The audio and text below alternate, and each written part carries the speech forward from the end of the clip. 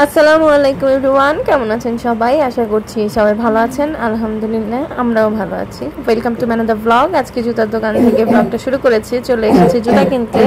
ঈদের সময় মোটামুটি সবার জন্য জুতা কেনা হলেও আমার জন্য জুতাটা কেনা হয় নাই, তো ঈদের পরে চলে এসেছি কিছু জুতা কিনবো দেখার জন্য। তো এসে দেখি যে খুব একটা কালেকশন নাই এখানে।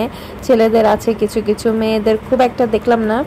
তো যাই হোক, ঈদের পর হয়তো এই জন্যই পেলাম না। তো 2 জোড়া স্যান্ডেল কিনেছিলাম এখান থেকে, তারপরে চলে যেতে হয়েছিল আর কি। তো যাই হোক, welcome to man the blog. যেখান থেকে আমার ভিডিওটি দেখা শুরু করেছেন, রিকোয়েস্ট করছি না টেনে পুরো ভিডিওটি দেখবেন, আর যদি দেখতে দেখতে ভালো লেগে যায় অবশ্যই আমার চ্যানেলটি সাবস্ক্রাইব করে দিবেন। যারা অলরেডি তা করে ফেলেছেন তাদেরকে জানাচ্ছি অসংখ্য ধন্যবাদ। এভাবে আমার পাশে থাকবেন।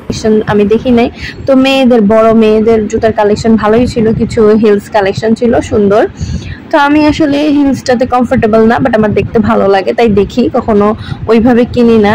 গত 2 বছর আগে ঈদে এক জোড়া কিনেছি, সেটা আমি এখনো পরি নাই। কয়েকদিন আগে দেখি যে তেলাপোকা অলরেডি একটুখানি কেটে ফেলেছে, আফসোস লেগেছে পরে দেখে। তো যাই হোক, এখান থেকে 2 জোড়া জুতা কিনে বের হয়ে যাচ্ছি। এখন যাব বাটার দিকে। তো রাস্তায় বের হয়ে মনে হচ্ছে যে ঈদের দিন, মানে পুরো রাস্তা খালি। ঈদের সময় শুধু ঢাকা শহরে, মানে স্পেশালি এই রাস্তাটা খালি দেখা যায়, আদার্স অন্য কোনো সময় দেখা যায় না। আর যে কোনো গভর্নমেন্ট হলিডে বা অন্যান্য যে অকেশনগুলো থাকে ওইগুলোতেও কখনো খালি পাওয়া যায় না, একমাত্র ঈদ ছাড়া। তো আমাদের এই এলাকার একটাই সুবিধা হচ্ছে, এখানে বাস স্ট্যান্ডে আসলে 2 পাশে অনেক জুতার শোরুম, প্লাস এখানে অনেক ইলেকট্রনিক্সের দোকান আছে। তো এটার ফ্যাসিলিটি হচ্ছে আমরা দেখে টেখে নিজেদের পছন্দ মতো কিনতে পারি, যেহেতু অনেক শোরুম আছে ইলেকট্রনিক্সের। ফ্রিজ, টিভি, তারপরে এসি, ওভেন, কোনো কিছুর জন্য দূরে যেতে হয় না, এখান থেকে নেওয়া যায়। তো রাস্তার দিকে বারবার তাকাচ্ছিলাম, খুবই ভালো লাগছিল। আর এই হচ্ছে আমাদের মেট্রো স্টেশন। এখানে প্রায় আসা হয়, আপনারা জানেন, দেখেনও। তো এই যে চশমার দোকান থেকে আমরা প্রায় চশমার ফ্রেম টেম কিনি, ভালো কালেকশন, আর দামও মোটামুটি রিজনেবল বলা যায়। আমার যেহেতু অনেক চশমা লাগতো আগে, তো আমি এখান থেকে নিতাম। দেখা গেছে 4-6 মাস পরে আবার নষ্ট হয়ে গেলে আবার নতুন করে নিতাম। তো এই যে বাটায় চলে এসেছি। আমার মনে হয় বাটা হচ্ছে আমাদের সব বাঙালির একটা ইমোশনের জায়গা, আমরা সবাই কম বেশি বাটা থেকে জুতো কিনি।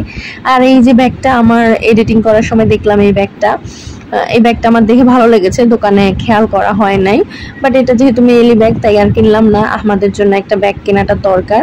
আর বাটার একটা জিনিস আমার যেটা খুবই খারাপ লাগে, সেটা হচ্ছে ওদের নতুন কালেকশন খুবই কম থাকে। ওদের ঘুরে ফিরে আগের কালেকশনগুলোর নতুন কালেকশন খুবই কম আসে, এটা নিয়ে আমি একটু আপসেট। যদিও ওদের জুতাগুলো খুবই টেকসই হয়, এজন্যই আর কি বারবার ঘুরে ফিরে আসা।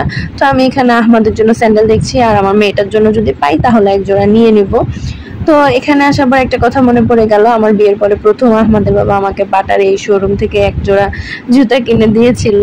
সেই জুতাটা আমি অনেক দিন পরেছিলাম, প্রায় 1-1.5 বছরের মতো কন্টিনিউয়াস। তারপরে সেটা নষ্ট হয়ে যায়, হয়তো কাকে যেন দিয়ে দিয়েছিলাম, না জানি ফেলে দিয়েছি, আমার মনে নেই। তো এখানে আহমদ একটার পর একটা জুতা ট্রায়াল দিচ্ছে, তার কোনোটাই পছন্দ হচ্ছে না, তার একটা নর্মাল জুতা পছন্দ হয়েছে। তো আমি ভেবেছিলাম যে একটু ভালোর মধ্যে দেই, যেন ও বাসায় পড়তে পারে বা শীত চলে গেলে বাহিরেও পড়তে পারে, কিন্তু না, সে ওই স্যান্ডেলই নিবে, তার কোনো জুতাই পছন্দ হচ্ছে না। তো ভাবলাম ও যেহেতু বড় হচ্ছে, ওর ইচ্ছাটাকেও একটু প্রায়োরিটি দেই, তো এই জন্য যেটা বলেছে সেটাই নিয়েছি। আর আমার মেয়ের জন্য এক জোড়া জুতা নিয়েছি, নিয়ে এখন হচ্ছে আমরা চলে এসেছি খাওয়া দাওয়া করতে। আমাদের কেনাকাটা শেষ, আজকে শুধুমাত্র জুতোই কিনেছি। তো এই যে এখানে আমরা এসেছি, এটা নতুন হয়েছে আমাদের এইখানে, দেখলাম যে এখন নতুন বেশ কিছু সুপার শপ হয়েছে, প্লাস খাবারের দোকানও হয়েছে। তো এই দোকানটা খুবই ছোট ছিল, মনে করেন 10-12 জন মানুষ এখানে খেতে পারবে। তো খারাপ না, মোটামুটি সব মিলিয়ে ভালোই এলাকার ভিতরে এরকম দোকান। তো এই যে আমরা অর্ডার করেছিলাম সাব স্যান্ডউইচ উইথ চিজ। আমি সাব স্যান্ডউইচ উইথ চিজ এই প্রথমে দেখেছি, আগে আমার কোথাও চোখে পড়ে না। অনেক জায়গায় সাব স্যান্ডউইচ খেয়েছি, কিন্তু সাব স্যান্ডউইচ উইথ চিজ এটা প্রথমই দেখলাম।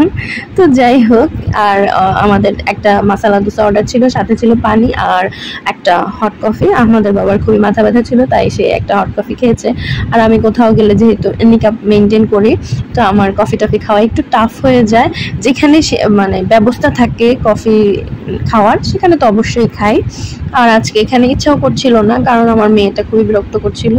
আর এই যে আহমদ, সে আজকে সারাদিন অপেক্ষা করছিল কখন একটু বাহিরে যাবে।